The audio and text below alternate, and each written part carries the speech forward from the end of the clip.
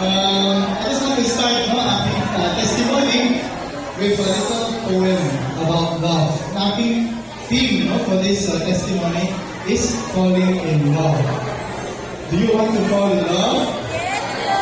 I think so. Kanina we saw the dance just a very simple poem written by a priest actually about falling in love. It says here, nothing is more practical than finding God. That is, than falling in love in a quite absolute final way. What you are in love with, what seizes your imagination, will affect everything. It will decide what will get you out of the bed in the mornings. Sometimes. What will you do with your evenings? How you will spend your weekend, like today? What you will read sa internet, sa YouTube? Who you know? What breaks your heart? And what amazes you with joy and gratitude? So last night, very important. Fall in love, stay in love, and it will decide everything. Fall in love, stay in love, and that will decide everything. Simple lang, no? Okay, I finish the part I was standing with. My testimony is about falling in love. Okay, I really feel, as a human being, we need to be in love. All the time.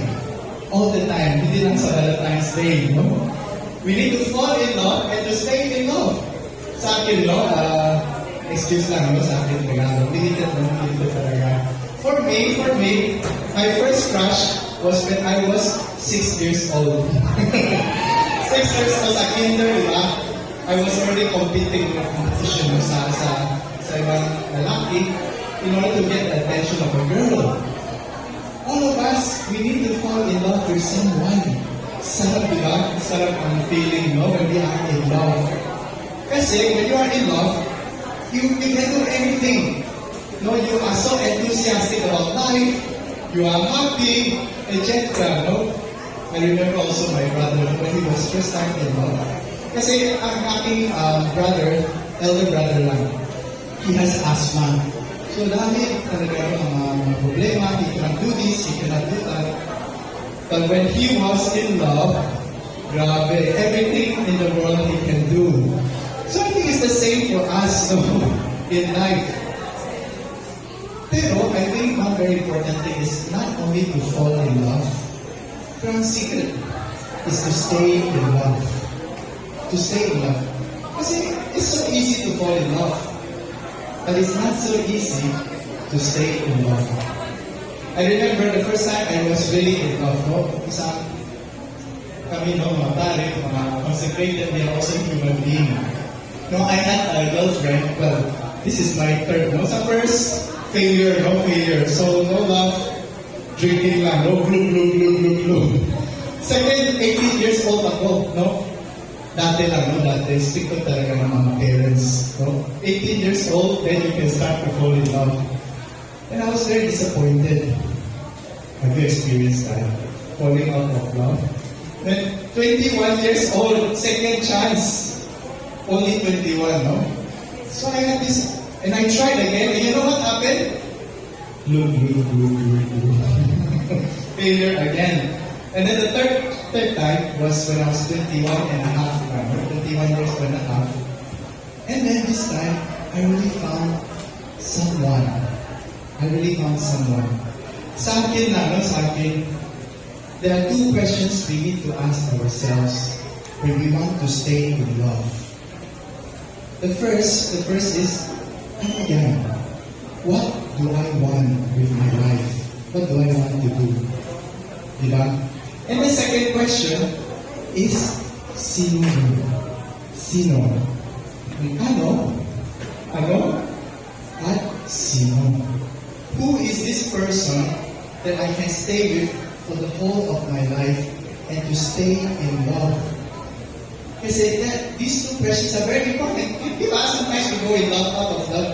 Kasi siguro we didn't ask that question. Oh, no feeling, no? We just fall in love. But we didn't ask, sino to? Yung feeling lang, not to stay in love. To feel in love. And I know, what is the dream? What is the dream we want together? This girl that I knew, she became my fiancé, no? Ano ibig sabihin fiancé? Means we are going to get married. We were engaged na. And when I was 24 years old, I decided I want to marry this girl. Kasi we were very in love. No? We were really in love. But then something happened along the way. Something happened along the way, which was, I met our community for whole day. And she invited me to a retreat. Kasi holy, very holy, this girl. She always wants me to go for retreat, and etc. So I went for a retreat. And there, in that retreat, I felt something in my heart. Parang, kahit I'm so in love with this girl, I don't know why I feel so, something is missing. So then I started to search na, what is wrong, Lord? Bakit? How come I met such a beautiful woman in my life, and I still feel something is missing? And what I understood was, kasi when you fall in love, it's not only important to ask sino. You have to ask, what is your plan in life together? Is this person going to fulfill also my dream, our dream together? Siguro, no? Si question, they are already found the dream and the person and the one together. At sino. But for me, my experience was a little different. So at one point, I remember there's one dinner in my relationship with this girl that really changed our relationship. In that dinner, I said something that I was also surprised by myself. No, ako mismo, I was surprised by what I said. I said, her name is Christina. No? Christina. I call her Chris now. Chris, I am so happy when I'm with you. Pero I feel guilty. Then na-shock pa siya, no? Bakit? Why do you feel guilty? You don't have to feel guilty to be happy. Because in my own experience, before I was a missionary, I was doing teaching. I was a teacher. I also tried to work in prison for kids. No? How do you say prison for kids here? Juvenile prison. Sa mga 18 years old and below lang. No? Huh? so in Boys Now, no? So I remember when I was there, may mga kids 8 years old, 9 years old, and then I was very shocked pa. I was looking at them and I asked them, yung warden, di ba, in charge sa Boys Town. And then I asked him sa interview, why are these boys here? Wala kayong mga rehabilitation program for them or something? Sabi niya, meron. We have a very good rehabilitation program. Pero yung problema, after 1 year or maximum 3 years, fully rehabilitated sila. But the problem is, when they go home, di ba, na-release sila, they go home, they are ashamed of mga magulang nila, they are ashamed of them, they are rejected by their own family, and then they go back to the same barkada. And ano nangyayari? They come back here now. Within a few weeks lang, they will come back here. So I was really asking myself, so, what is the point? No, what are we going to do here to help these boys? And then in my prayer, that is when I really discovered Jesus was telling me, the problem is not the boys. Saan yung problema? In the family of these boys. So akin, that is why when I was talking to Christina, I was saying I was guilty. Bakit? Because I said, if we start a family together, I'm sure we will be happy. In the middle of all the challenges of married life, I'm sure there is happiness there and fulfillment. But I will always feel guilty because I'm thinking of these boys. So I didn't realize there ano nangyari is Jesus was already expanding my heart and saying also, no, your life is not only for this small family, one family. Your life is really for more people.